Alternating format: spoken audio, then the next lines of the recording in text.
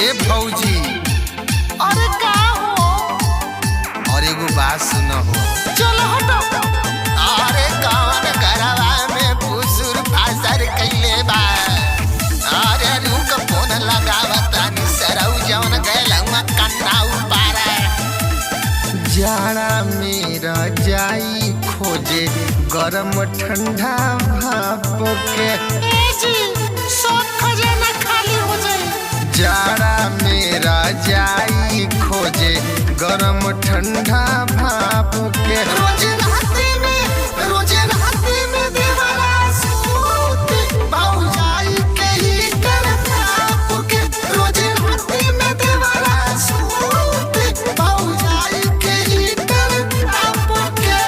मर्द बिना चढ़ल जवानी रह जाले रोज कांप के। रोज राती में देवरा सूत भौजाई के ही करता पुके।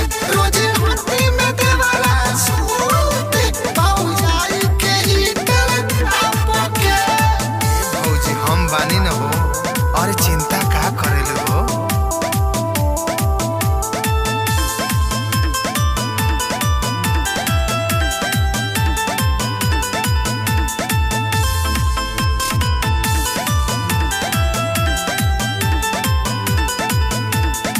ओट से ओट सटा के तोहरो मेहरी चुम्मा देवेले। बहरा जब से गइल कमाए तब से इज्जत बोवेले। ए ससुर तू अपन आके आगोरा। ओट से ओट सटा के तोहरो मेहरी चुम्मा देवेले। बहरा जब से गइल कमाए तब से इज्जत बोवेले। सबके ई कइले है बातवा दिनही में करे बंद केवाड़। राखतिया घर में अपना विधावत से ढाप के। राखतिया घर में अपना विधावत से ढाप के। रोज राती में देवरा सूत भौजाई के ही करता पुके।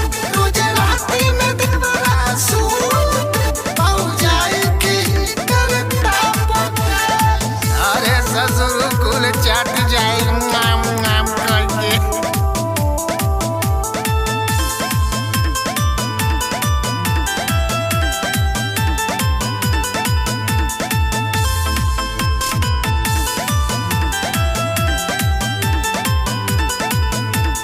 प्यार के नदिया रोज बहावे तोहरा छोटका भाई पे। महाजा रोजे महारतिया देवरा के कमाई पे। अरे उतर रोज दिल बनावतिया। प्यार के नदिया रोज बहावे तोहरा छोटका भाई पे। महाजा रोजे महारतिया देवरा के कमाई पे। सुनाय जय नहीं दूसरा के बात गुड्डू हो कोई घर बर्बाद। सरदी में बहरा रहे हलचल खूबे रुपिया छाप के।